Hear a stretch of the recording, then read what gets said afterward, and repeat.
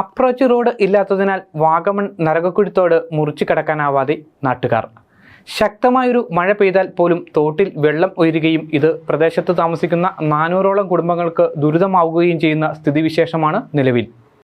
വർഷകാലത്ത് കുട്ടികൾ സ്കൂളിൽ പോകുന്നതും ആവശ്യങ്ങൾക്കായി സ്ത്രീകൾ വാഗമണിൽ പോകുന്നതും വല്ലപ്പോഴും മാത്രം. ഈ റോഡല്ലാതെ വാഗമണിലെത്താൻ നാട്ടുകാർക്ക് മറ്റ് സഞ്ചാരമാർഗമൊന്നുമില്ല. നാട്ടുകാരുടെ വർഷങ്ങൾ നീണ്ട ആവശ്യത്തെ തുടർന്ന് 2013-14 തോടിനു കുറുകെ പാലം പണിയാൻ അഴുത ബ്ലോക്ക് പഞ്ചായത്ത് 15 ലക്ഷം രൂപ അനുവദിച്ചു. തോടിനോട് ഇരുവശത്തും കോൺക്രീറ്റ് തൂണുകൾ പണിതോടെ നിർമ്മാണം നിലച്ചു.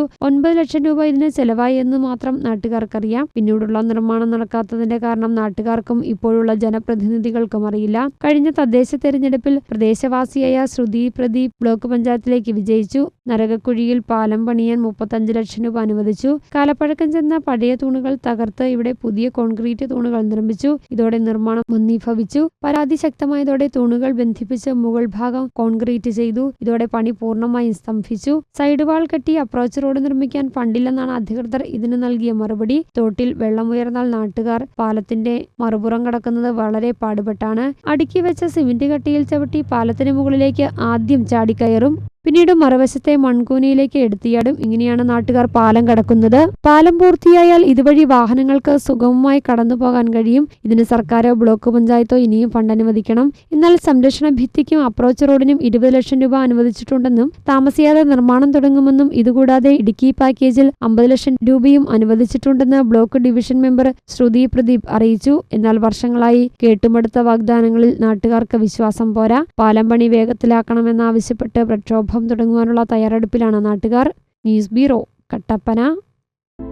Al-Azhar Group of Institutions, 16 institutions offering 56 plus programs, serving 7,000 plus students.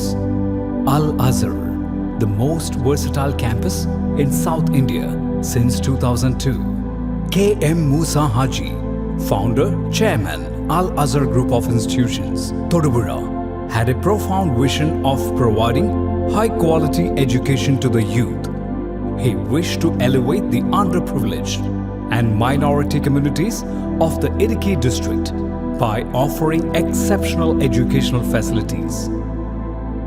Located in the greenest city of Kerala, Al-Azhar offers an adorable environment for learning with 127 acres extensive campus, molding generations from kindergarten to masters.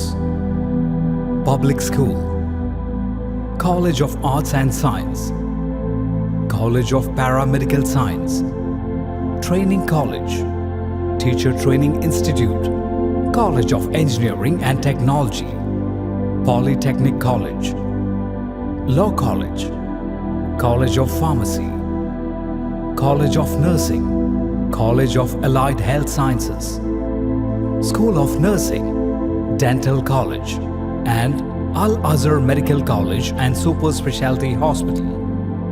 Well-developed infrastructure, separate hostel for boys and girls, transportation facilities to major cities and towns nearby, advanced technologies, and expert faculty team, maintaining quality and contributing success.